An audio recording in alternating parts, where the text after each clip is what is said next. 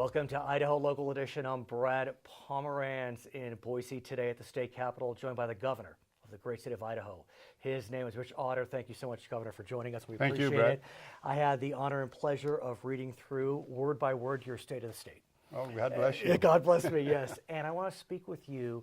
It was clear to me in reading those 5.5 pages that education is top of mind. You are all about education in 2017. Why? Well, what it comes down to is workforce development. Right. Capital is going to go where they can find jobs and where they can find people that do the work. And, you know, I'll give you a pretty good example. We have 3.8% unemployment in Idaho, which is roughly 30,800 people that are out of work.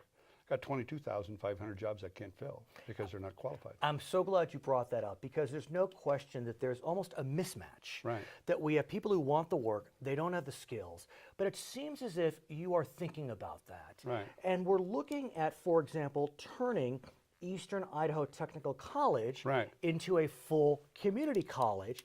And if I may say, given President Trump's focus on manufacturing jobs, skilled jobs, who educates those folks? Community colleges. Absolutely.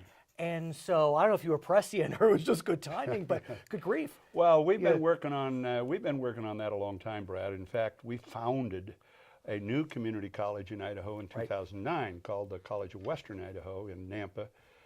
It's in Ada and Canyon County. That's the community college district. And you know, we started out with 1,200 students in 2009. Today we got 22,000 students. And as I understand it, you're looking to expand the College of Western Idaho. Right. I mean, you're really looking at community colleges as the next wave of higher education. Into a Boise campus. Right. Because community college is really more than just CTE. It is more than just skills, preparing people for skills. A lot of times a community college will give a potential four-year student an opportunity to see if they're classroom ready, to see if right out of high school or maybe changing another job, they may be 30 years old, but they have to be refitted for a new job, skills-wise. They have to be refitted. So my question becomes, I know that you are, let's say, close with the Trump administration, and so are you speaking with them about trying to leverage Idaho's assets, these new community colleges, the existing community colleges, your higher institutions of learning, so that when we need to train all these new folks because we're bringing jobs back from Mexico and China, Idaho's the place. We're ready. We're ready. And we will be ready. Fair enough. I should say. Fair enough. And the Trump administration actually invited every state, not just the Republican governors, but every state, to submit a transition package. Oh, wow. And so what we did was we went out to our agencies and we said, DEQ, you know, environmental quality. How much more can you do than just listening to what the EPA wants to tell you? U.S. Fish and Wildlife, Idaho Fish and Game, what is it that the U.S. Fish and Wildlife keeps getting in your way? So we went to every agency and we said, what would you like to see in a new federalism effort where the states actually become partners with the federal government and with the federal agencies? And quite frankly, Idaho's had tremendous success. We were invited a few years back during the Obama administration under Secretary Ken Salazar at the Interior Department, the first time that I can ever remember, all the time I spent in Congress, the time I spent as lieutenant governor, that was the first time that a federal agency had ever reached out to us and said, what's your idea for saving the sage grouse under the Endangered Species Act? And so we put a plan together, and I put a plan together with the local folks, the BLM, the Interior people, U.S. Fish and Wildlife. Let me ask you about the sage grouse, because that has become an issue that's not just unique to Idaho. Our friends in Colorado are dealing with it. Really, this whole area is looking at it, and it's become a flashpoint. Got 11 states, 44 million acres that are taken within that that sage grouse habitat area. We came up with some ideas, I say again, along with the local BLM and a local U.S. Fish and Wildlife and Interior folks, and they loved the program. They said, boy, we're doing the right thing here. When we sent our plan to Washington, D.C., once it crossed over the Mississippi River, all the reason, all of the local input, all of that collaboration went right down the drain. But I would presume that given the focus of the new administration, there will be a renewed effort to revitalize federalism, states' rights. And let me ask you, you talked about it in your State of the State, the Affordable Care Act, Obamacare, whatever you want to call it. We know it's going to change. But interestingly, Idaho has had decent success under the Affordable Care Act. The exchange. In spite of. In spite of, In yeah. spite I mean, of. the state exchange Yeah. has been successful. There wasn't an expansion of Medicaid like Right. other states, but you've been looking at trying to close that gap. Right.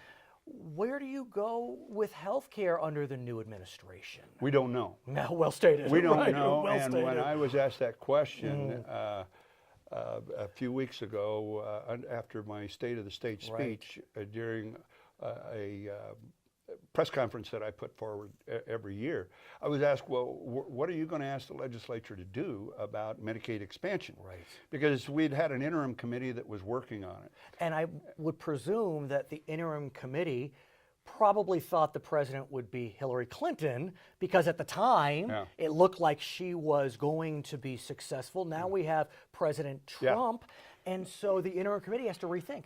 But Brad, no matter whom the next president is, it does not diminish our responsibility in the state of Idaho Right. to provide the kind of, especially emergency long-term care that is going to be required by the citizens of Idaho. That's our responsibility. First off, it's the family's responsibility. It's the individual's responsibility, and that's one of the things that we've been trying to do in Idaho is getting people to accept personal responsibility for their own health. When your doctor tells you to quit smoking, or if he tells you Right.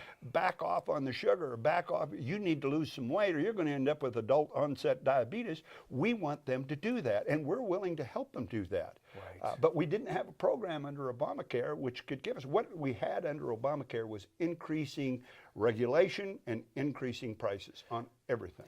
So are there ways for Idaho to create local solutions Sure. within the framework of whatever may exist? I mean, Sure. you have over 100,000 on the exchange, about 78,000 in that gap. They can't get Medicaid, but they can't really get the exchange in terms of subsidies. So I guess it's to be continued. It's one of those deals where they make too much but not enough. Right. In order to qualify for the subsidies. And quite frankly, I wouldn't be a bit surprised if the subsidies come to the states. This would be under the federalism. Right. Come to the states in block grants. Which And then is we can use so that right. to establish medical homes. So you go to one doctor, that doctor knows what illnesses your Right. father, your mother, your grandfather, your grandmother, they know your entire medical history as far back. So if they see some incidences or some issues coming up that says, you know, your grandfather had this or had that, we're going to start we're going to start watching for that. And then we are going to tell you that you need to do that. And then you're going to have to do it because that's the personal responsibility that you have to accept. His name is Butch Otter. He is the governor of the great state of Idaho. My name is Brad Pomerance. We thank you so much for joining us from the state capital in Boise. This is Idaho.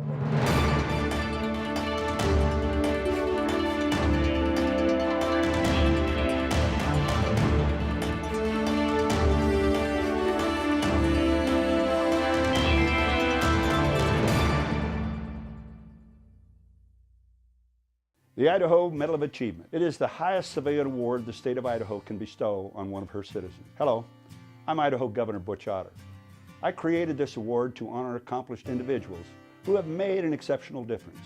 This year's recipient, our first teacher in space, NASA teacher astronaut Barbara Morgan. If you know someone deserving of the state's highest civilian honor, please go to my website, gov.idaho.gov, and submit an application. And by the way, you need not be an astronaut to apply.